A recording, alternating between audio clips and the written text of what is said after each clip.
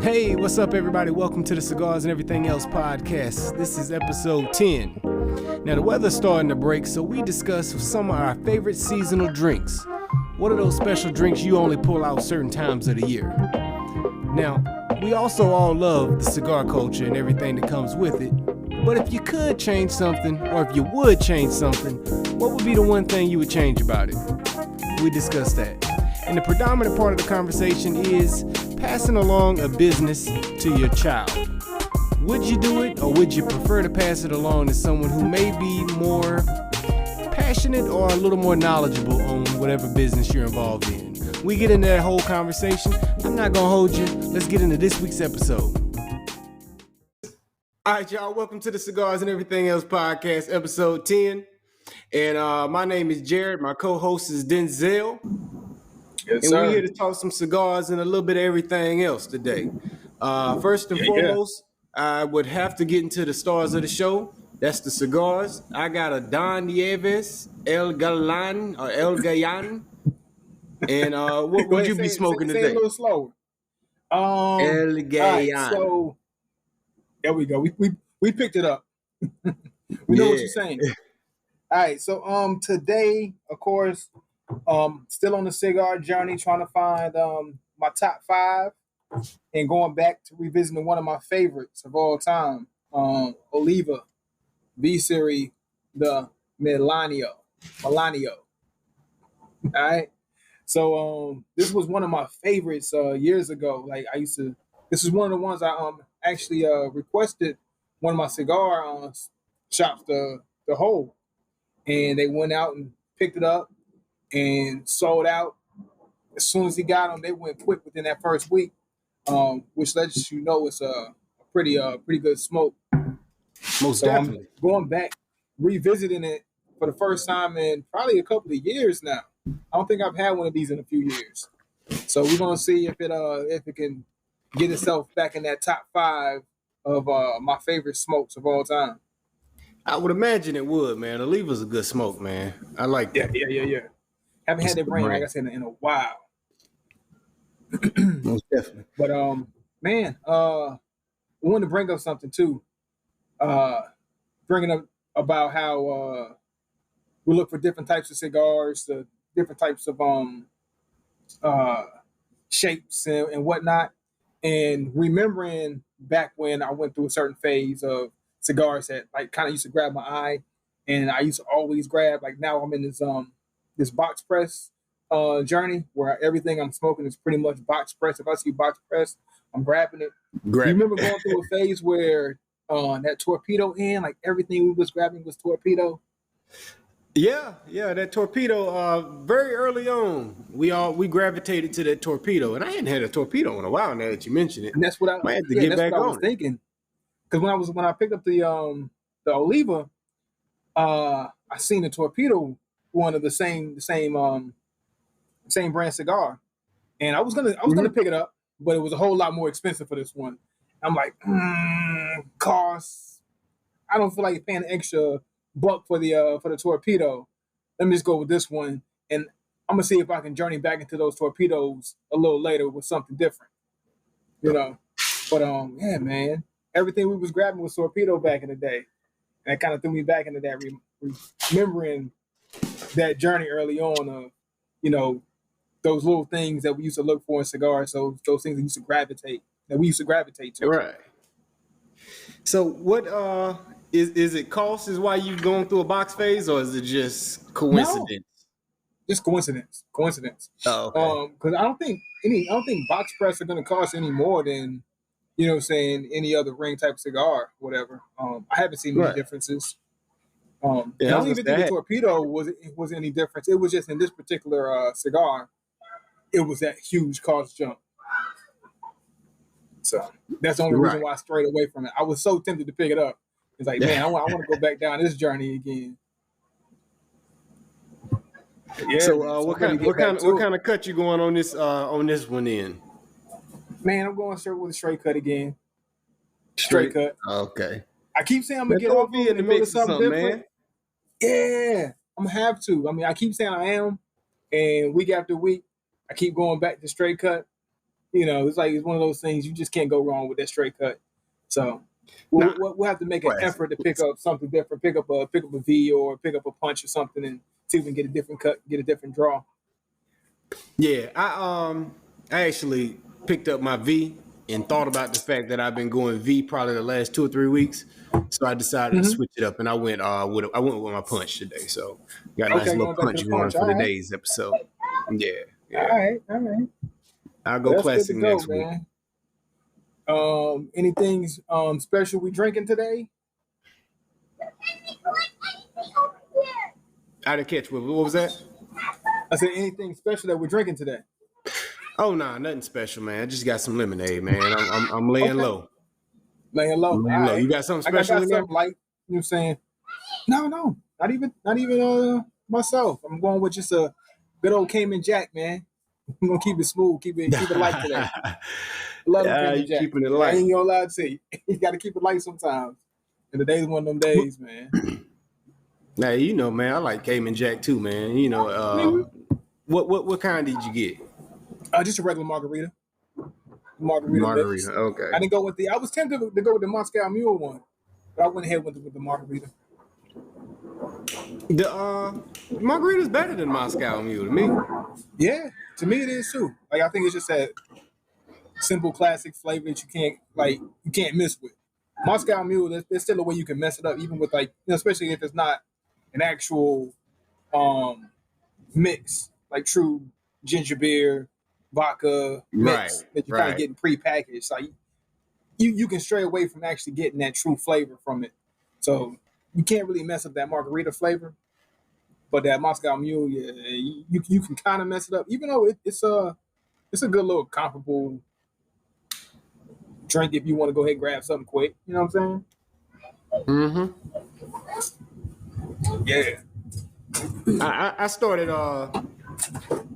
torching mine already, man. I done lit my torch, man, and got my cigar going. I don't know if I was being if I broke tradition, just now, but I'm already going without you. Now you did what you had to do. But yeah, I'm about to go ahead and get mine lit.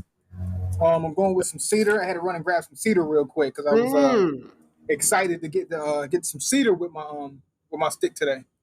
This is a special cigar, so I want to make sure I give it all the liberty I can give it. You know what I'm saying? I ain't mad at that. That's a good decision. Good call. Hey, going back to that, uh-oh, I'm in trouble. I didn't Run fill up low on my torch butane. today. I'm low on butane, man. So, I wanted to ask you this, man. Speaking of that drink that you mentioned, who came up? Who found that? Was that you, or was that something I came across? That I little drink. can't say who found it. I want to claim that I did, but you know what I'm saying. I can't claim everything, even if I wanted to. So I can't say for sure.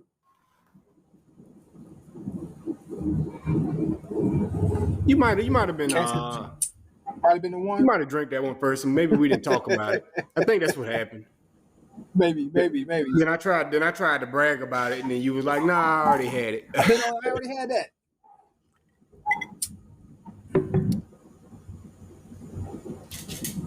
But sometimes those little drinks, man, it's a nice little change up, man. A lot of people would consider those little weak drinks or sugary drinks. They get mad at you for drinking them, but it's Mm-hmm. sometimes, man, you just don't want to go with the hard liquor, man. It ain't for every occasion. Yeah, true. Sometimes you got to ease your way into it. Sometimes you don't want something that's gonna overpower what you're trying to do, especially when you're smoking a cigar. Sometimes you want a good pair.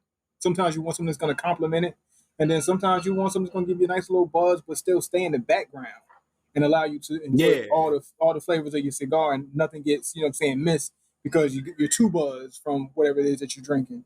You know, right, so right. I don't I when don't it comes always want a co-star. Sometimes I want somebody to Mhm. just be behind the scenes. You know what I'm saying? Right, Like, you're a right. supporting role. Like, And sometimes that's what you got to do. We're at that point, at that age to where we're not letting people's ideas and thoughts or saying what you should do or what you shouldn't do. You go with what you feel now. You know what I'm saying? We're at that point where we're going with what we feel. You know, we've had enough experience with multiple things to where we can make our own decisions. Say, "What?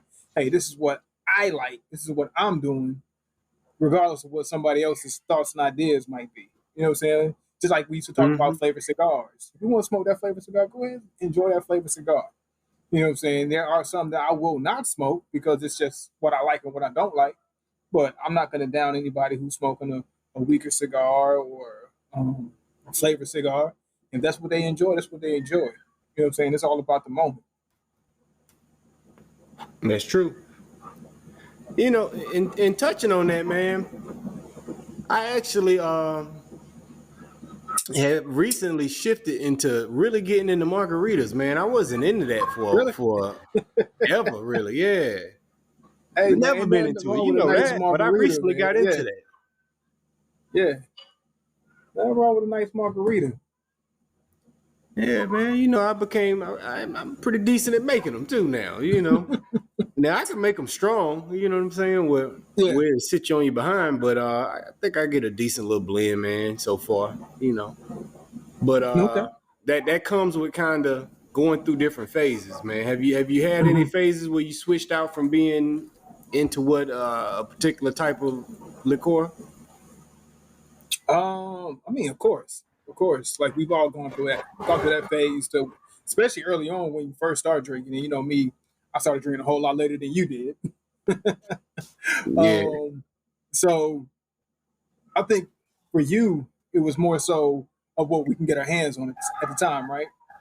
Right. I think for me, it was more so of learning. It's like, okay, I can pretty much get my hands on anything I need, but what is my palate? And it was just a journey of learning what my palate was.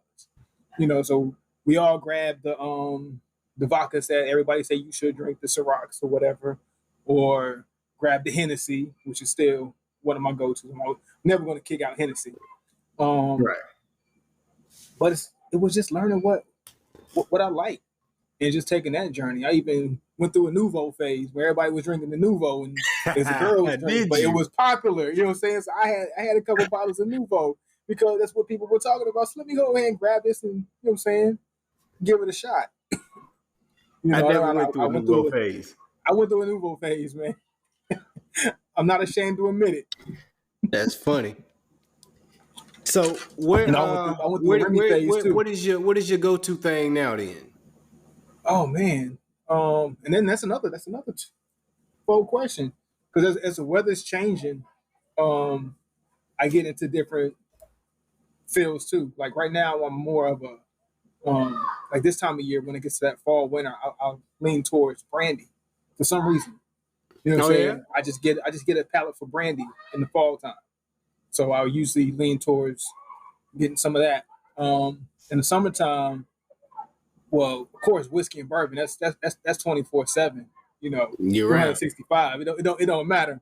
But just around this time of year, like I usually pick up brandy more so than anything. It's interesting, man.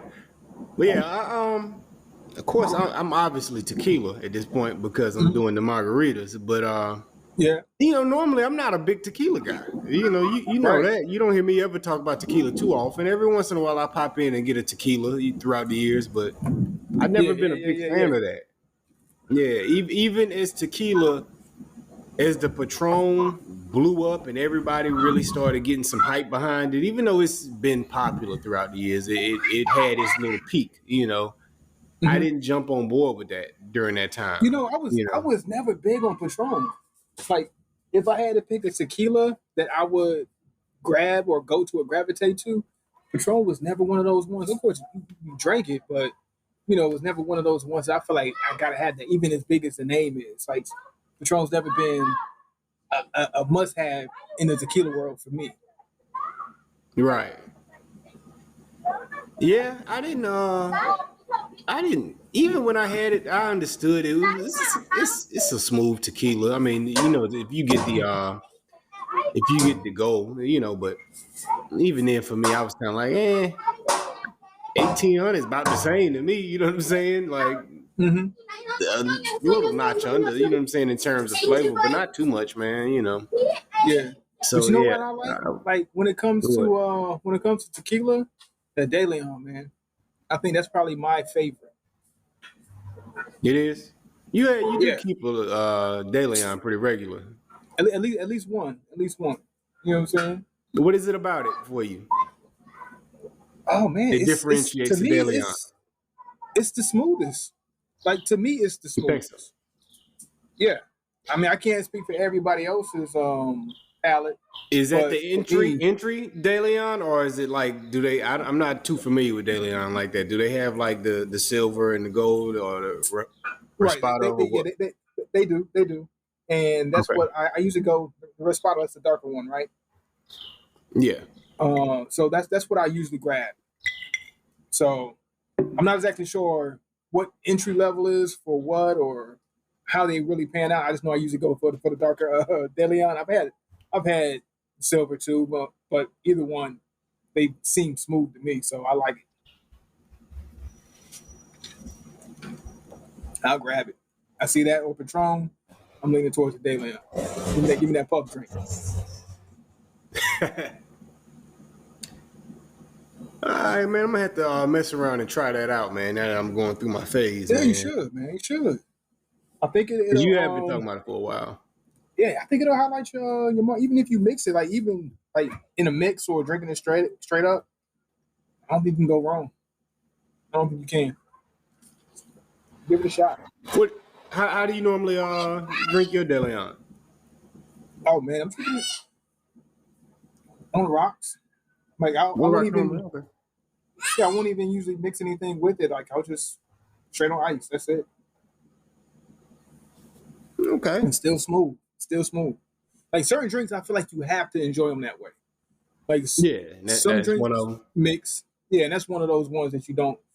Not saying you can't, but I lean more towards not mixing it and just drinking it straight up or on the rocks, just like it You is. know, a good tequila is kind of like that, though. So I agree with you. I Mhm. agree with you. A good tequila is kind of meant to be enjoyed the way it is, you know, more so Right. than mixing it, you know. Because other than lime juice, I mean, what would you put with a tequila anyway? Like, you know what I'm saying? Like, Yeah. Yeah. So well, you already said you're on the tequila.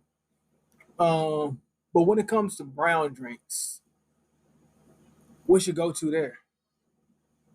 Is it still just a whiskey, bourbon, any particular kind, yeah, it's still that, or do man. you lean It's towards still brandy that. too? Cognac? You know what? I hadn't messed with cognac and brandy in a while, man. To be honest with you, Mm-hmm. man, I have really strictly been going down one road only, man. So you bring up brandy, which perks my ears up a little bit because now I'm like, well, maybe I should revisit some brandies, man, because it's been a while since I really even thought about getting a brandy. To be honest with you, I don't Yeah, even think about it too much. So yeah. And what's crazy is the one I like is the one that probably is slept on a lot when it comes to the better brandies. Not talking about like E&J or whatever. Um, yeah. but that's Ciroc brandy, man. Like I really enjoy that Ciroc brandy. I don't drink Ciroc much at all, if like Mm-hmm. ever. But that Ciroc brandy is something I do grab. That was good.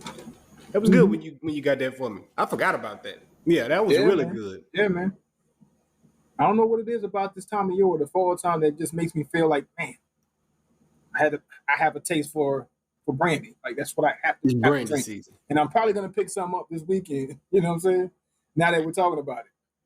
Yeah, fall is definitely beginning to kick up. You know what I'm saying? So it's about Oh that yeah. time. Oh yeah. Shout out to it's Scorpio season, by the way, for anybody who's into astrology and stuff like that. You know what I mean? Scorpio Is it season. I am a already? Scorpio. It is today. Wow, man. Years flying by, man. 2021 is Yeah. over. Is So pretty much it's almost over. And 2020 yeah, it's just pretty seemed much not that long ago right, when the world right. was in shambles. I don't feel far away from that. Away from Like, it. Yeah, far away from when COVID just kicked off, right? yeah. Dang. And we almost 2 years into that. That is crazy. Mhm. But you know what, man? Going back to what we were saying though, actually, instead of the brandy, you know what is actually been calling me a little more What's is that? rum. That's rum. I'm thinking about rum. I'm feeling So like so so rum. what This brandy fall is has for me got me right feeling now like that. is rum. Okay, okay. But now Yeah, when you say I rum, feel not like the all rum's rum. created equally though. What rum do you lean towards? Well, man, right now the bamboo is what's calling me. That's what I've been thinking Yeah. about. You know that's one of the favorites right there. Yeah, man, I've been thinking about it, man. I'm gonna have to sneak out and grab me a bottle. If not this weekend, definitely throughout the week at some point. Man, you say you poured Don't up be some shocked to see lemonade. me drinking that with next week on the show. Don't be shocked. Hey, go for it, man. You say you're drinking that lemonade. You know my mix with that bamboo and lemonade, man. Yeah, most definitely. I do like that. I do like that in the summertime. Some bamboo and lemonade in the summertime, man. That's a great drink for me. That is very summery. I may have to bypass that, man, because that is summer Now vibes. Man. you Putting can it there. enjoy that anytime though. It's a summer vibe for me, but you can still enjoy that anytime, man. You can, but man, I don't know, man. That cold weather, man. I might have to just go with a little Go with the vanilla brandy. Coke or something in it, man. Nah, Okay, not the okay, brandy, okay. not the brandy. A little vanilla Coke with the Little bumble. vanilla coconut bamboo. Yeah, that Yeah, goes too. man. That'll be more of a fall vibe for me.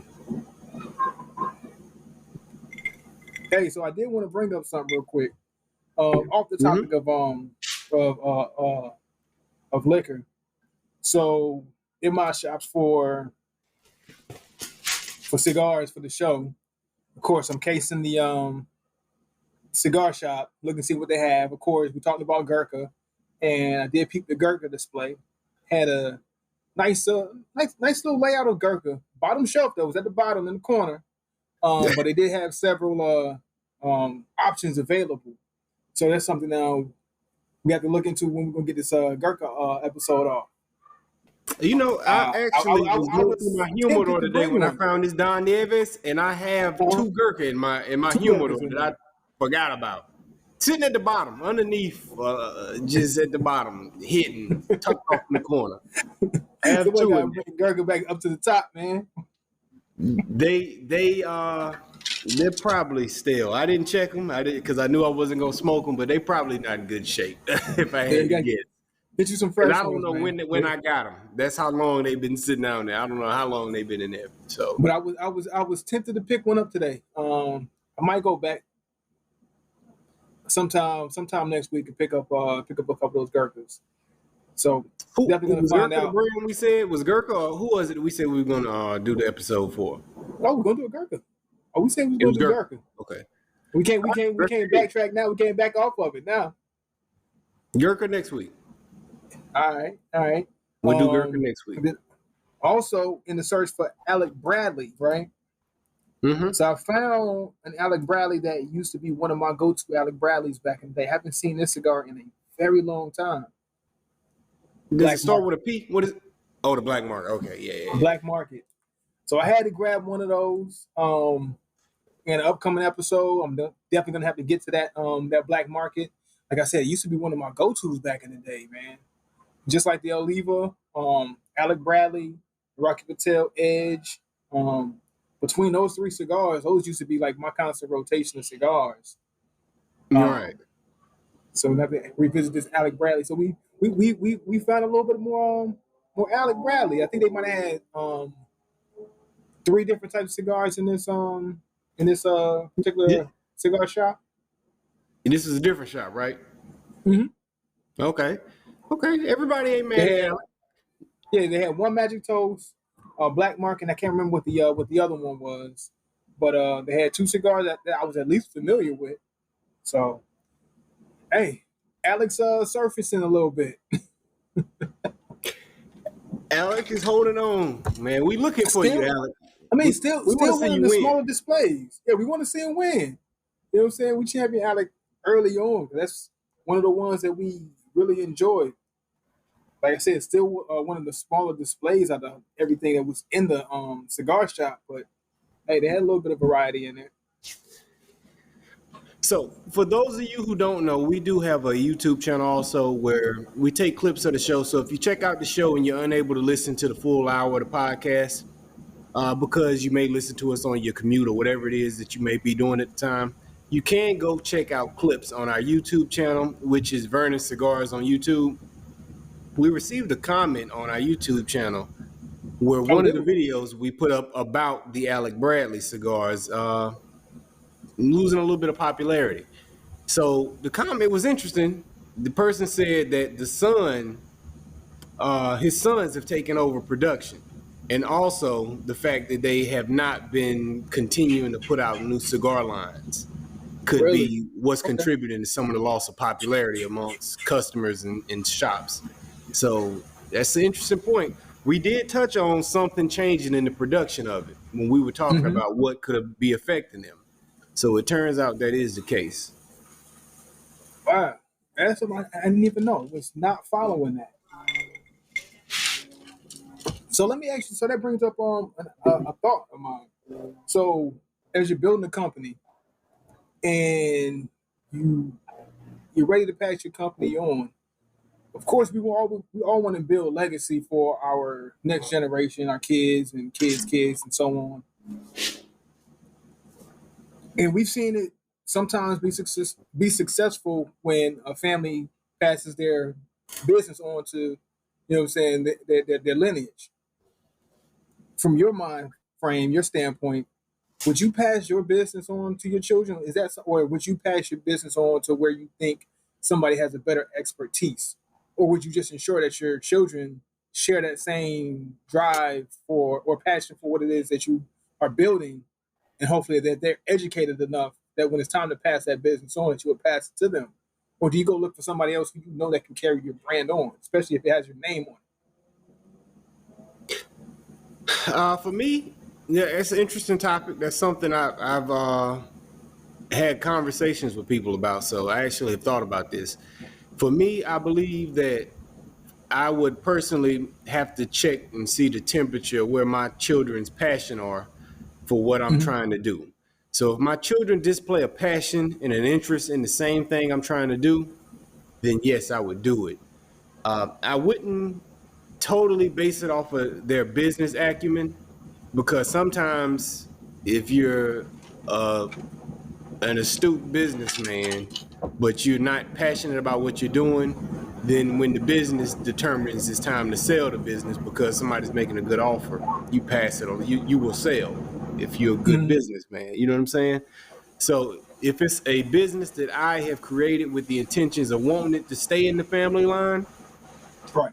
I would pass it along to my children as long as they're passionate about what we're doing.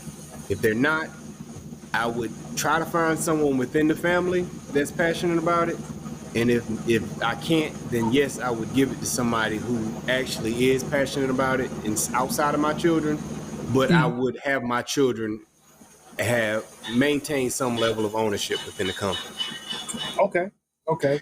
And I can see that would at least be majority owner. If I can keep them as 51% majority owner, that would be great, but it that's all guessing, you never know how it would play out, but that would be ideal for me personally. Yeah, I think that's a good approach, because as much as we would want our children to have that same drive and same passion for the things that we enjoy, that's not always a guarantee. But if there's a way that you can keep them keep their hands in the pot, and they'll maybe not necessarily run it, and give it to somebody who that's going to be able to run it. Because if saying, just because you gave that business to your family or to your kids doesn't mean that business is going to survive, or your name to survive the way that you're hoping that it would. Right. I've seen a couple of cases. I mean, you look at basketball teams, and I guess like when the Bus family got passed down to Jeannie and the brother and all those things, and you saw where the franchise was going, and some things had to be shaken up, and one of the brothers had to be pushed out of the business. It's like, hey, I know the father wanted you to be the one to run it, but hey, we're not gonna survive with you running it, so you got to take a back seat just so Right. we can allow this legacy to continue. Um, and that's one thing that we got to look at as far as being careful with how we handle business and try to keep that legacy, keep our legacies going. You know, as much as we want our children to be able to run businesses for us, or in our absence, once we're moved on, to keep that name going, keep that business going, keep that passion drive that we had for what we Right. wanted. You know, but then at the same time, you do want to keep that wealth inside your family, right? Right, you do. And that's why I say it's going to really be determined on the passion that I feel like my children would have for it. Because I feel like if they're passionate enough, the rest, they'll figure the rest out. And as long as Right. I'm still around, I can guide them until I can't. You know what I'm saying? But Mhm.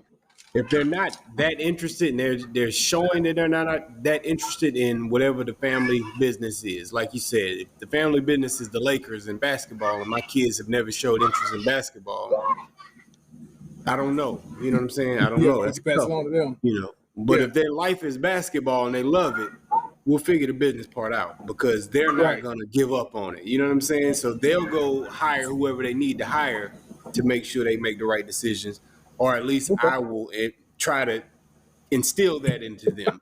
Surround Yeah. yourself with good business people because you're passionate about the business, but you're not a great businessman or businesswoman. Yeah. You Like know you what I said, mean? like that, like passion and business acumen doesn't always correlate.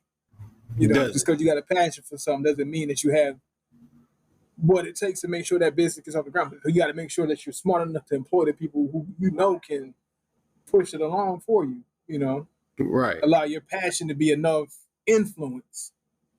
So, yeah, I feel you on that though. Yeah. But once again, being a good business person alone, it scares me also because that makes me say, you'll get rid of this business. You know what I'm saying? Mm. And start a new one with the profits, because you're not Yeah, passionate about what we're doing. right. And the goal is to keep it. You know what I mean? Like it's just like when people parents die and they leave them the house or whatever else. If people all about a dollar, they're gonna sell the house right away. Sell the house. If you're Yeah, thinking long term, you'll that's keep that property. because you've now gained an asset for the families Hmm. for your last name. You've gained an asset, so it's just you gotta know where your children's heads are at. For me, Yeah. when your parents pass, don't get rid of that home. Keep that. That's an asset. You got a free asset that can be passed along in the family. But the first thing people Hmm. do is they like, man, I don't want to keep up with the taxes on this. Let's sell it. And then you sell your asset to another business person and their last name gets an additional asset to their portfolio. Right. And I think we do that too often. You know what I'm saying? Is Yeah. is I think it's more common. so just education, man. Education on what true wealth is. Like a lot of times, Yeah. I think that we have a misunderstanding of what wealth really is. You know, we try to equate wealth to dollar signs or wealth to a certain level of materialism. You know what I'm saying? Having certain objects, tangible objects. When wealth is so much deeper than that. You know what I'm saying? Goes so much further than just those things that you see right in front of you. Right. And I think a lot of Yeah, it's just you're right about education, that. right? You're right about that. Look, so to make it personal for me, when my grandfather passed away, uh, of course, my aunts and uncles, the house was left to them and, to figure out what they were going to do with it. I actually personally asked to buy it. You know what I'm saying? I got Mm. together with my wife. We talked about it, asked to buy it. Now, what I believe personally should have been done is the house was paid for. It was Mm-hmm. all profit. Whatever I offered them would have been all profit. All They profit. should have took the profit from me. Instead, I didn't. As you see, I don't own the house today. They sold it Right. to an investor who was offering more than I offered for it. So, let's say that person offered an extra 30, 40 grand. You know what I'm saying? Mm-hmm. For the extra 30, 40 grand, they sold a house. And now Wow. Yeah, it's because out they're of our looking at family lineage now. For yeah, 40 and yeah, grand, we gave up an asset that I was gonna pass along and would have stayed in the family line. yeah, yeah. That So that that it's that it's equity would have grown alternate. more than that 30, 40,000 down the line, years down the line, than what you get immediately in your hand. And sometimes you get thrown those Right. numbers like, man, I got to take advantage of this. I need this money now. But that equity down the line is what you really need to look at. By the time you split up the extra 40 grand amongst the four children, y'all all would, it was an extra 10 grand. And yes, that sounds fantastic, but it's How narrow far is minded 10 grand thinking. really gonna? Yeah, how far is 10 10 grand really grand ain't gonna take nothing. you? 10 grand Yeah, is nothing. You know what I'm saying? So that's the thought process that people have nowadays. You know what I'm saying? Well, not nowadays, always. You know what I'm saying? And we have to shift out of that thinking. well, I'd say. So I mean, you said like you said nowadays, and you switched to like always. But I think before people had a little bit more patience when it came to building wealth.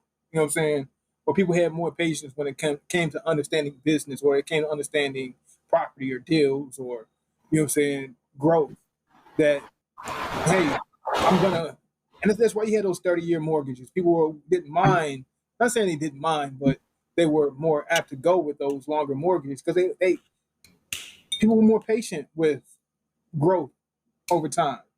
Now we want to flip stuff within a year, 6 months, or whatever, and make money. microwave Well, mentality. yeah, we want to flip money so fast where people were willing to stake in, buy in, and hold for a long duration just to get something out of what they, you know what I'm saying, of what they purchased, and then pass it on to their family. And now they're looking 120 years down the line in their lineage, and they're worth so much more money than what they would have had if they would have just flipped and flipped and flipped and flipped, and then just kept that money right here in the present moment. It's true. Very true. Very true. And in my And instance, I once think we're again, getting real it was impatient. 100% profit. You know what I'm saying? Mhm. So it's even less patience from my point of view, Right. for that particular situation. So, but I'm of the thinking of long-term wealth, and it's a bigger Yeah. picture than me. So when you say what I want to keep it in the family with the children, of course I would. I want them to be able to take it over. I hope that I groom my children to be able to do it. You never know. You never know. Never But I know. think a lot of that starts early on. Yeah. But you Teach you want to give them that chance getting in at the car. least. Yeah. Yeah. You want to Yeah, I at would like least give for them it to that be set up. opportunity. Like you look at the mindset that a lot of parents had as we were growing up, and a lot of the mindset was when you become 18, you're gonna get out of the house. Better go get a job. You Right. better do this and that. And now that I'm an adult, I look back and I say, man, wow, it would have really been convenient to be able to have somewhere to go stack up your money and get it together for some years. Really get on your feet. To And be you on see your that in like a lot other cultures more so than the black culture, where feet. other Yeah, yeah. cultures, they'll, especially I had one of my buddies that I used to work with when I worked at the Marriott. Well, actually two of them. One was African, and then another one was Cambodian. So both of them had the same kind of mindset to where the African buddy of mine, what they would do, they would move. One of the family members would move to the states, get set up. The one that had enough money to be able to do it, work hard, get the infrastructure set up, and then they would move family in with them, give them 2 or 3 years to live under their house, rent free. You don't have to do anything, just work. And then once you hit your 2 3 years, now you move out, you go do what you need to do, and then you do the same thing for somebody else, right? Right. And the Cambodian buddy of mine, he lived with his whole family. He bought his house with him, his wife, and his kids, but his brother stayed with him, his sister stayed with him, his parents stayed with him, and his grandfather stayed with him. He had the whole family under his roof, and everybody's working together and pitching in to making sure that when the younger brother and sister get out, they're good to go. When the kids grow up, they're good to go, and then the parents and grandparents are taken care of. They have Right. that kind of mindset to where they're really taking care of their generations. They're taking care of their generations before them, and they're taking care of the generations that are coming up underneath them. Unfortunately, in our culture, we don't really see that. Like you said, Yeah. 18 years old, you better either You're going to college, Go to joining the school military or or something, go to work. or Yeah. yeah, Yeah, which I think but that's a great point that you make, because look at it this way: what happens to those children that get to stay there for 2 years? You can easily put away 30 to 60 grand, depending on what you earning at your right. job at that point. You know what I'm saying? So now you have enough money put away for rainy days and a down payment on a house, depending on what Hmm. part of the country you live in. You know what I'm Yeah, saying? and And if you would have told me at 20 years old that I could have 60 grand in my pocket, man, you know how we came up. We didn't have that kind of money in our pocket at 20 years old. right, You right. know what I'm saying? And now that I see the world through that point of view, and I see other cultures that do take that route, that's something I would like to offer for my children, but I don't want them to, Hmm. of course, obviously they can't sit around and do nothing with their life. You have to be Of building course. something. And Right. if you choose, and if I see that you're going to be lazy and not want to build nothing and go party all your money away, then of course okay, go do it the hard way then, because I'm offering you Yeah, something good.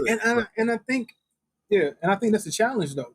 That's a balance of or something that we have to balance is that challenge of okay, this generation of children or youth who are coming up, are they going to be entitled? Is that a mindset that they're going to have? So if you do allow them to stay in your home until 21, 22, whatever, are they going to just act entitled to where they're supposed to have what you have that you worked 20 years for, right now? Or are they going to look at it as an opportunity? And I think that's the balance that we have to look at too if we're going to afford our youth that opportunity to be able to do that. Because sometimes you see children who, they're 19, 20, and they might have a job, not contribute to any bills, but not put anything in their savings account, spending it like they got everything in the world while they're living under your house rent free. You know what I'm saying? yeah, but that entitlement can be prevented. I believe. I haven't factually tested this, but I believe if you start instilling certain behaviors in your children and certain habits Yeah. within them, it well, actually it has been tested, because I started working when I was like 11. You know what I'm saying? So Mhm. you met me in college. You never knew me not to have money or not to be working, Yeah. right? You know what I'm But saying? at the So same time, we come from a different era. Like, so could our era have been afforded opportunity more so than the youth now? I don't know. I'm speaking from my viewpoint. Having a 20-year-old daughter and seeing how my own, and I know what I instilled in mine. You know, and it's like, okay, where are those values that I try to you and you see me work 2 or 3 jobs. You know what I'm yeah. saying? So But it's with like that being my said, own see your me daughter's go through all of that. your daughter's in a sweet spot though, where she is just hitting adulthood, as technology is really just starting to come into the point where anybody can really start doing some work. Your Hmm. daughter was still kind of at that age where you got to go to the fast food restaurant to go get a job or something to that effect. You know what I'm saying? Hmm. At that age, now we're at a point where our younger children, they can start building businesses now online and other Right. places. So you can really start instilling not them watching you work, but them having to go earn money now. You can instill that into this generation of children now, that even your 20-year-old daughter wouldn't have had that opportunity. You can start instilling investing into your children now, That's and true. your 20 That's year true. old daughter didn't have that opportunity. Like my son And has stocks and now, he's 5. Like, yeah, so, and and I'm I'm instilling glad you that. brought yeah, and I'm glad you brought it up because that actually helped me. Because I didn't see it that way either. Like I'm looking at it now as the things they have available to them now. But what I was able to instill with them is still off of a mindset of what I was doing. So this is what she was taught based on what I know, not of how things are now. So now it's like trying to speed her up and get her into the idea of what's going on now and the opportunities you have available now because I didn't teach her that. So that's a good point. So when she was 5 years old, I wasn't able to teach her that because those things weren't available back then, and I wasn't, you know what I'm saying, Yeah. apt to it back then.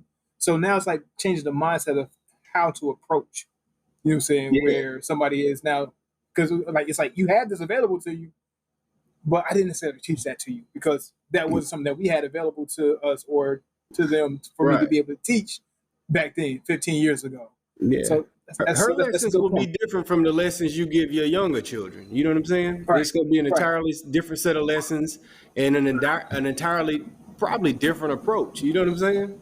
Mhm. So without a doubt, like you might not see it with her because you're looking for her to do old school stuff in a new school world. You know what I'm School saying? world, But you'll yeah, be teaching the kids the new school stuff.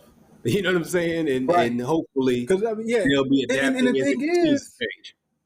because I think where we're at now is a significant break in how things are being done, right? So I don't think with the younger ones that's there's going to be so much shift and change. Of course, there's going to be things that's added to technology and things that are going to be more available, or things are going to shift a little bit, but it's not going to be that hard line shift as we've Yeah. seen how things were in the 90s and that 2000, how things just kind of completely shift with this whole different wave of technology when there weren't cell phones like that before. Then you boom, you got this era where there's cell phones and cell phones just exponentially just these capabilities are out of this world now, right? Yeah. We're already there to where we have seen how capabilities are. Like if you go back 20 years, some of the stuff that we have now, you couldn't have fathomed this. But over the next 10 years, there's going to be things that we already know that are capable. Or we can look at it as, man, if they were able to do this over the last 10 years, 15 years, now I can open my mind and say, I can expect. So I can start preparing for what I can expect to be available to us 5, 10 years down the line. Because we couldn't have fathomed what we have now 20 years ago. You know, you go back to 2001, who would have known that we had this opportunity to sit here face to face on a, you know what I'm saying, Instagram Live, even so, right? Like that wasn't Right. even a thought back then. But now that we have this in front of us, we can kind of have this anticipation of where things are going to go. So it's a good point that you brought that up. Yeah, most definitely, most definitely. So there's a lot of hope for the next generation as far as that goes, Mhm. man. It's a lot of hope and it's a lot of potential, and it's just on our generation to be up with the times and to be able to teach them the right way. Because it's no excuse for this next generation not to win. You know what I'm saying? Yeah, All and of the them to thing win. is, Win early I too, like not win later in life. went early, and I like what you mentioned because now that puts more onus on me, and not saying that there's less onus on them, but it allowed me to see, oh, wow, there is a little bit more that I need to take responsibility for to make sure they understand what they have available to them. You know, not just saying, hey, it's available to you and expect for them to know how to operate it. Now I look at it like, Right. okay, now I know what there is to take advantage of. So let me teach you of how to take advantage of what's available to you. You know. Right. Yeah, like my oldest, who is 5, he loves YouTube videos. I've started teaching Mm-hmm. him now to look out for where the money's being made on YouTube. So he's Mm-hmm. understanding that his favorite YouTube shows, they're making money off of you. And he Right. understands that. So he's thinking on that level now. Okay, yeah, this is a thing. Me and him have frequent conversations about money, and he's understanding it. When he goes to a business, he's understanding that's money. Sometimes they ask me, do they have stocks available in this store? When I get Mm-hmm. this, like I gave him when we went to LA a few weeks back, and he was with his family over there on his mom's family. He ended up getting about $150, from different people throughout the time we were Mm-hmm. there. So then we sat down with him and we talked. Okay, what's the amount that you're going to spend? What's the amount you're going to invest? And what's the amount you're going to save to the side? And we let him talk about it, figure it out for himself. We made sure that, of course, the numbers were satisfactory to what we wanted, but he said good numbers, and we were Mm-hmm. satisfied with his choices. So it's like, okay, his mind's in the right place. You know what I'm saying? He's comprehending what we've been going Yeah. over with him and whatnot. So if we can instill these things to the point where they're habit, hopefully it's like breathing for him once he becomes grown. Of course, not having us over his shoulder. He's gonna make mistakes, and I don't want to sit here and act like he's not going to. But hopefully, he does more good than bad in his journey because he's used to doing it a certain way. You know what I mean? Like it's the only way I know to do it. Right. So, that's all we can do as parents. I can't live his life. You know what I'm saying? I can give him the game. Yeah, give him the game, give him the tools, and like set it in his mind early to where this is just what I do. You know? Yeah, it's the only way I know to do it. Like right. So that's good, man. That's good. So how your cigar looking, man? It's pretty much out, man. It's pretty much out. I was smoking it a little more regularly, trying to keep it alive, man. But I'm gonna have to go get my butane for this right here. But so far, man, it's been fine, man. It had a little bit of a citrusy zest to it at a point, man. Wow, okay. It started out a little bit. I would say it started out. I'm gonna say full body, man. It had a good smoke to it, but it wasn't a very not a super strong cigar, but the smoke was pretty full on it, man. What about your you got the Oliva V, right? Say that again. You have the Oliva V. Is that what you said you had? Yep. Okay. Not just the V, but the Melanio. Going? Well, I do want to highlight my burn. You know that is a beautiful ash you got there, man. I think we switched places, man. Mine looks terrible. But you know what? This is to be expected. This is what I do remember from Oliva, man. Like having that strong, sturdy ash, that nice burn, easy. A lot of earthy tones, like earthy notes I'm getting. Wood notes. Like it's just been one of those good, solid, traditional smokes that I'm always used to. Yeah, so that cigar is still what you said it's still exactly what you recalled it being, all the same tones, all the same notes. Yeah. Yep, exactly why I remember it being one of my go-tos. Hey man, that's what you want from a cigar, man. You hear that, Alec? Cigar is exactly how you remember it. That means don't stray away from what it is that you're known for. Stick with what works. Yeah. And I guess that message is to the Bradley sons more so than Alec. Right. But look, that goes back to it goes back to your children and their business acumen versus their passion for it. Now, their children, his sons have taken over production, which means if they're not passionate about what they're doing, then they're going to view it from the point of view of where can we cut costs, and they're going to change it. Now, if Alec is passionate about cigars, he's like, I'm not going to sacrifice my product quality for this cost. So we'll take worse margins in order to have a better product. This is all hypothetical of how we ended up in this position. But do you see how the difference can be when your children aren't passionate about a product, but they're passionate about business, so they make business decisions, which now affect. It becomes more about numbers. You know what I'm saying?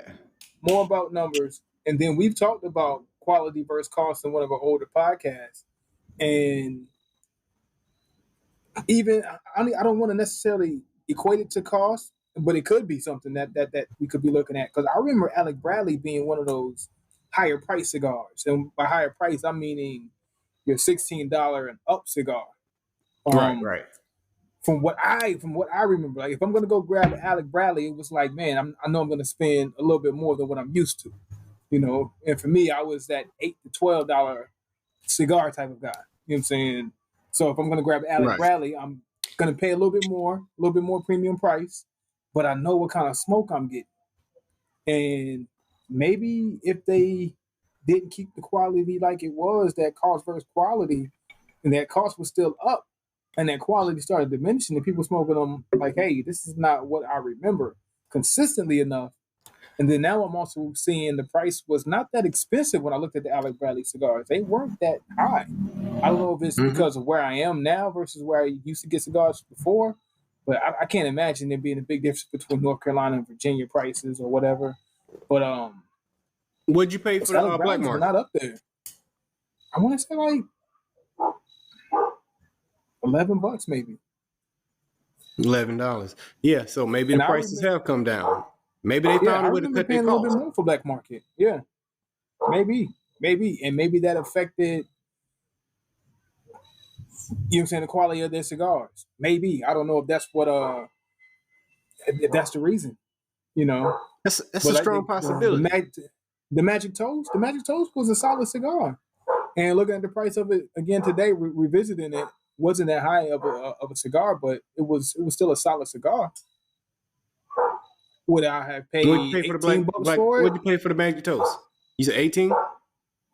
I want to say I can't remember what I paid for it, but I think it was like $12 in the shop I went to today. I want to say it was like $12. Okay, same ballpark. Hey man, I think it's a good chance that's what happened. I think it's a good chance. They found a way to produce a cigar for a cheaper price. It's just not and not getting the same response that they used to get. Not getting the same response now, but so yeah, Let me that's ask what you I'm about thinking. this. Okay, so now I got two other ideas in my head about cigars. Because I'm thinking about Rocky. I was looking at Rockies again today, and I noticed that Rocky has a lot of high end price cigars now. Back when we used to grab Rockies on a regular, the double edged light or whatever, those were in that $12, $11 range, 13 maybe at Right. tops. But a lot of the Rockies I was seeing, and I think the only one that I would grab based on price was the edge that they had in the humidor. But everything was like $18, $19, $20, $22 for a lot of those Rockies. Like the only other one that I do grab is the Royale, which is still a decent price cigar. And then I turned around and looked on the other side of the shelf, and of course Cohiba's sitting on the shelf, and everything Cohiba's 18 and up. And I'm seeing Rocky hit that class. Like, do you think Rocky has done what the opposite of what Alec Bradley's done? I tell you, I haven't actually grabbed a Rocky in a little while myself. Actually, now that you mentioned it, I might need to go get me a Rocky because it's been a while, man. I like his brand, but I would have to guess that Rocky, a lot of what he's doing is Rocky's consistent. Rocky is consistent, and Rocky is building his brand different from a lot of other people in the cigar industry. Like he's what I got these noticed that lounges going on and stuff, and he's that really too, yeah. elevating his stuff differently. So And it seems I like think every that's the year, reason why he's bumping his cost up because his yeah, brand and is rising. he's coming out with multiple cigars a year. Like every time I turn around, they're releasing another cigar. Like we just smoked the Disciple last week, and there was another one that kind of grabbed my attention today that I didn't notice that I've seen, and I'm pretty sure it's a new cigar that he's released, or newer cigar that he's released. And I would say that he is definitely releasing more and more different types of cigars, like giving you a whole spectrum, whole gambit of cigars that are available. But only thing I'm seeing is the prices of most of this stuff is elevating now, and really jumping into that cool. Like he's really pushing himself in that Cohiba class. Like my name is going to be synonymous with cigars. When you hear Rocky, you're going to know it's a cigar. Just like you hear Cohiba, you know it's a cigar. I think that's his goal. He's slowly trying to take this game over. And I think that's his goal. And he's got multiple approaches to it, man. So I don't know if the price jump. I'm curious if the price jump is because it's time to take the brand to the next level and try to enter this next class, or if it's just because production is costing a little more to do the same thing that he used to do for a different price. Because we're could be a combination of both. Yeah, because I'm sure shipping is affecting him right now during with the COVID and everything. I'm sure I'm sure the industry's been affected. You know what I'm saying? And it's not as easy to do certain things at certain price marks that they could do in the past. So thinking that could be a part of it more so than trying to elevate. But the elevating it could be still a potential Mm-hmm. part of it. Hey, but let me ask you about this though. I just thought about something else. So, your very first cigar, was a Cohiba, Yeah. and from what I remember, your description of it was a very good cigar, right? Yeah. Like it really locked you in as far as saying, yeah, I'm definitely smoking more cigars. Right. Have you found starting with Cohiba to be something that's made it hard to live up to that very first expectation? Because every time you do something for the first time and it's enjoyable, you always chase that first time. And then when you starting Yeah. with a Cohiba off rip being your first cigars, and we talked about, giving a novice cigar smoker one of the better cigars that you have. If you have two, you give them the best one. And hopefully that sets their bar high enough to make them want to come back and say, hey, look, I want to enjoy another cigar. Have you had a hard time in the beginning now or at any point to say, hey, look, man, it's not living up to the expectation of where it was set from jump? There are a lot of cigars that have not met that expectation, but I've had enjoyable. It's been an enjoyable ride overall, though, because there are a lot of cigars that make it worth it. You know what I'm saying? May not be exactly the same, may not be similar. You know what I'm saying? But still a level of enjoyment. So yes, there were periods of time when we first, started looking into different shops and trying to find cigars. It was like I was chasing, but then you start enjoying it, other ones for what it's worth. You know what I'm saying? You stop trying to find it, replicate it. You stop trying to replicate it. You start realizing it's a variety of different, in ways to enjoy a cigar. Outside of that, like, if Coca-Cola is your first soda that you drink, it don't mean that that you can't enjoy a Dr. Pepper or a Sprite or something else. You know what I'm saying? Or an orange soda. You start to find the enjoyment in that instead of just looking for everything that tastes like Coke. So it's that same comparison for me. But in the beginning, yes, you like, oh, this ain't what this other one was, and then you kind of get out of that after a while. Yeah. So that's what it was for me. But you started with Romeo y Julieta, so I mean, you didn't start bad either. I did. No, I didn't start bad. I think I started at a good base. You know what I'm saying? We started with the synonymous names in the culture. So I had a good base, but I don't think my cigar or the cigar name was something that I really felt like I had to live up to. I think I got a good start, and it was like I think with starting with Romeo, it allowed me to be able to be very, very open to exploration. Like, well, let me try and see what this other Romeo is like. Let me try to see what this is like. I never felt like I had to chase that Romeo. I got you. But it was still good enough to keep you in the game. Yeah, absolutely. But speaking of, I don't think I've had a Romeo in years. I don't think I've ever gone back to Romeo in a long while. I haven't had a Cohiba or a Romeo in gotta be 5 years for both of them. I wouldn't say it's that. So I think that long or longer. Yeah. So I'm gonna have to get both of those. I'm gonna have to get that and a Gurkha, man, next week when I go. A Cohiba?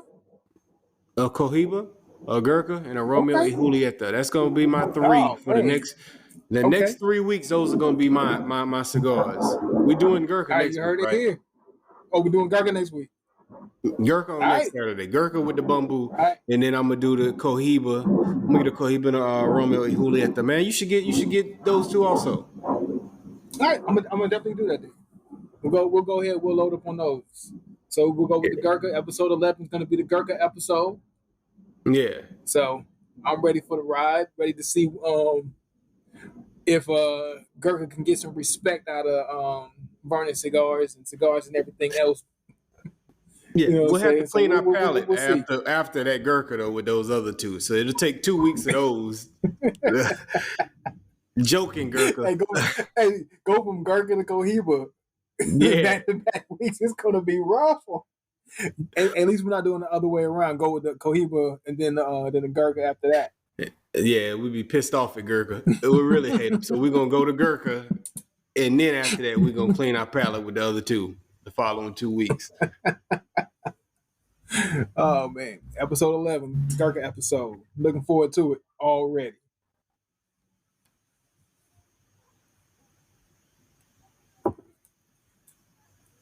I don't think I had a Gurkha. Now that we talking about Gurkha, though, I hadn't had a Gurkha in even longer than that. I got mad at Gurkha a long time ago. Because Gurkha would always be in the aficionado magazines and stuff, man, and they would have a lot of promotion, you know, that little samurai looking guy on the front, you know, and it's like, all right, let's try Gurkha. I tried Gurkha a couple times. Tried it? I didn't hate it right away, but after a while, it kind of like, all right, Gurkha, I'm done. Yeah. It's one of those ones that, from my experience, like I said, and it's been years, that I had it, I didn't love it, but I didn't hate it. You know, I didn't automatically consider it a brick house. You know what I'm saying? Quote unquote. Mm-hmm. So I didn't see what all the hate really was, but I can kind of, I guess, understand where people would choose another cigar over a Gurkha.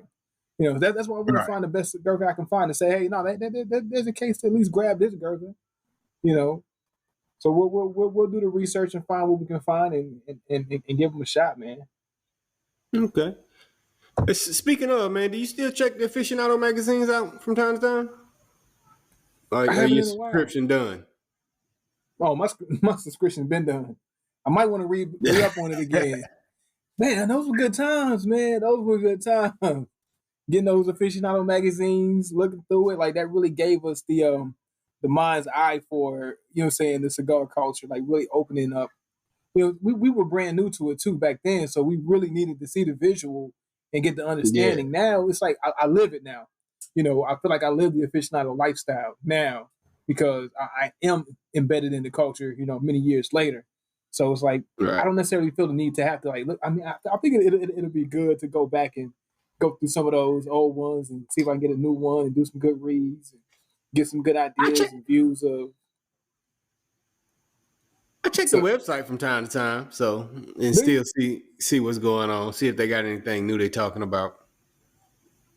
Okay. Still got some pretty good reads up there. I mean, they're not updating it like nonstop or nothing like that, but I mean, it's got some good stuff up there from time to time. Oh, the aficionado magazine, they were hot for a minute. And matter of fact, I don't know if I see them in the cigar shops as much anymore. You know, I would check it out.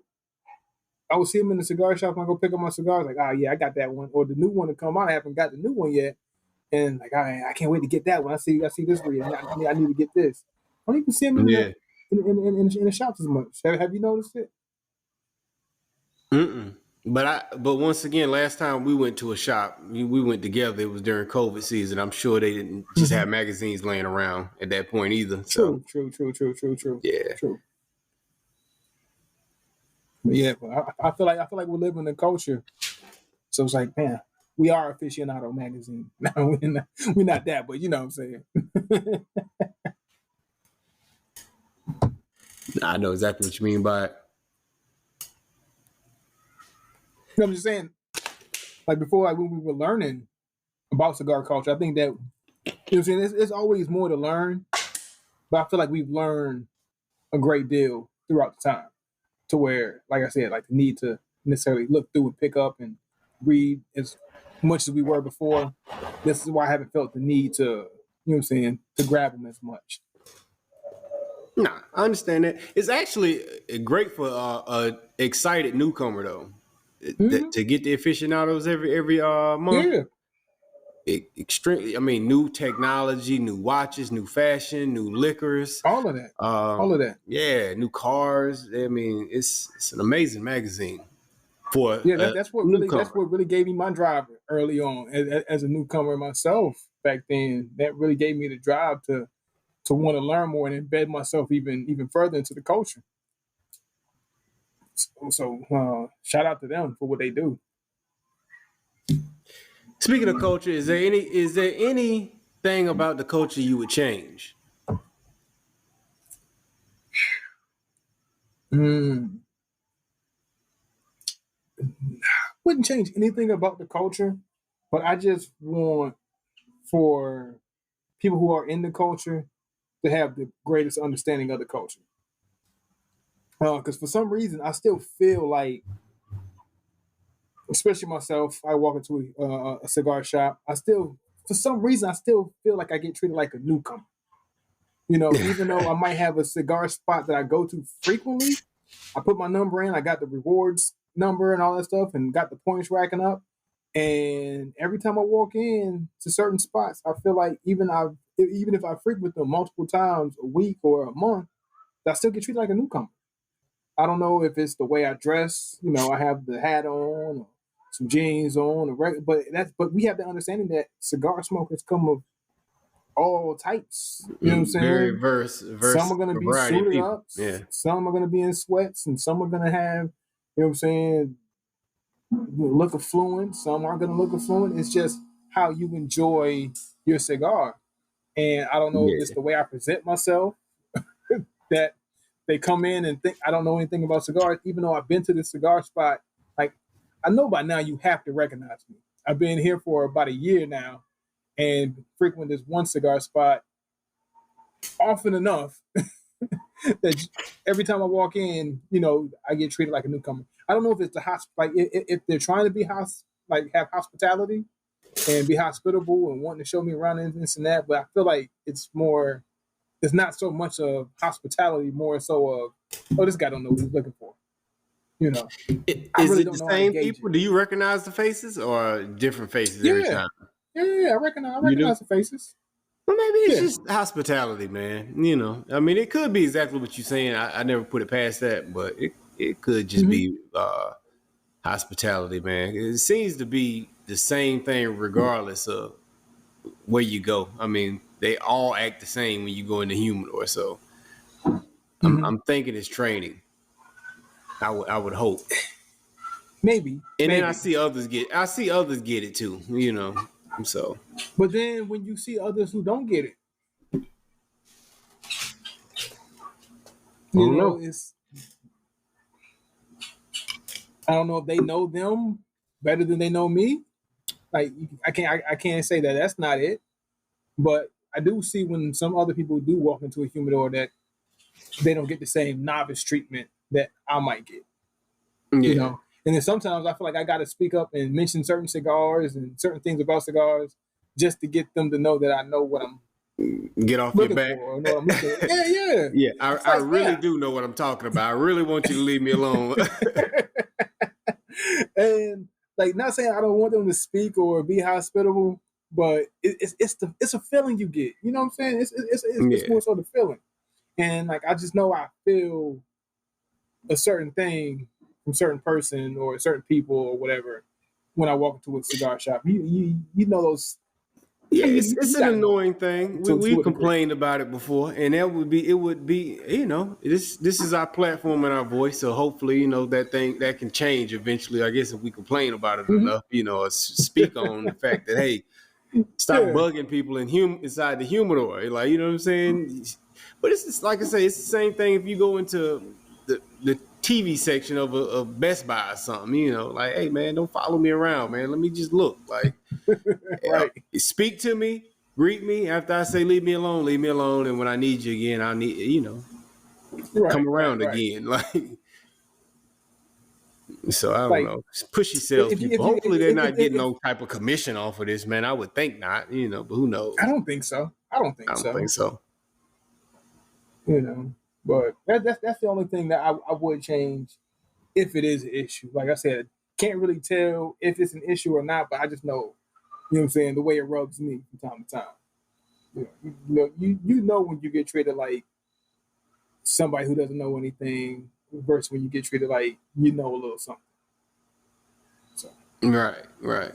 So what's the question they approach you with? Do you know what you're looking for, or do they ask you, is there anything in particular you're looking for? What's the go-to question that they tend to spark with you? I mean, of course they lean with do you know what you're looking for, but that's still how like it can be looked at as hospitality, Yeah. but it's not necessarily the questions they ask, but how they ask the questions, or how they present themselves to you, or like if they're right up on my shoulder while I'm looking for something, and they're pointing to a cigar in there, you know. Not saying I don't want you to tell me about a cigar, but I don't need to know. Like I don't need you to follow me around the humidor, pointing to everything and telling me about this and telling me about that. Like if I ask you a question about it and say, "Hey, do you know about this brand or that brand?" Or if you ask me, "Hey, have you heard about this brand?" We know those cigar lines that are normal cigar lines that everybody at this point should know, versus somebody who's kind of under the radar and doesn't have a lot of exposure, and you got the new Right. shipment to your store that you tried out and that you want to make sure that you push. We know the difference. Right. We Yeah. know the If it's a difference. top 20 cigar line, we know it. You know what I'm saying? Yeah. And that number might be higher than that. I don't know. Top 30 And maybe. You and, know what I'm and, saying? and, Like, and if you and if you're a cigar guy and you're working in a cigar shop and you know that this is one of the top 20 cigars, I don't need to make sure I point the cigar out to everybody who walks in the cigar spot. right. That's just me. Maybe I'm being wrong in how I'm looking at it. Maybe I'm being Mr. Grumpy right now or something about the whole situation. But Did I they don't get you know, today? man. They tried. It's They fresh on your tried it. mind. They tried. Exactly. It's fresh on my mind. They tried it. But I had to, push back just a little bit. Like, hey, now, I'm good. I'm good. I'm really good. Um, it's crazy, man. But look, man, you got any closing thoughts on the cigar that you had today? Oh, man, let's get back into rating, man. So last week it was unfair to rate the Rocky Patel Disciple, so we didn't go with a rating for that cigar and for your cigar as well. But I'm gonna go ahead and rate my cigar. I think the last one we rated was the T52, right? The Liga Privada, Mm-hmm. and I gave that a 5. And I'm not gonna back off that 5. It's still a 5 in my book, even 2 cigars later, 2 weeks later. This Oliva, like I said, it's the same as I remember. Uh, Great cigar, good thorough smoke. We're already in the second third, getting through it. Look, we're about an hour and 20 minutes into this smoke, and we had good transition. Went from nice earthy tones, wood notes, to just good solid, mild tobacco flavor. Still a good creamy smoke. I'm gonna get us a 4.8. Mm. Okay. Well, I'm giving mine a 2.5. It had Oh, a nice hard transition to peppery. So oh man. yeah, so See, and and then that that's the pepper was the thing. predominant note on it. So I was like, you Whew. know what? Yeah, when you transition into peppery, you know that pepper's gonna linger for a while. Like right out the Yeah, gate, you get that pepper. It's probably gonna last about a good 10 minutes, and after that's gonna mellow down. But once you yeah. transition into pepper, it's like, man, you're in for a good 45 minutes of straight pepper, and who I'm knows in what's for gonna go after pepper for the that. rest of this ride. Yeah, so yeah, that's Man, my all stance on right, it. all right. So we got us a 2.5 out of that one. So Yeah, definitely not sorry, a Don go to again, Nieves. right? Just a little on the average, maybe 2.7 at the highest, but 2.5 is what I'm going with for now. So, sorry, Is it a Don. cigar that is it a cigar that you can grab just for kicks, or is this a cigar that you're gonna put to the side and never really look at again? For me, I'm not going to look at it again, but Hmm.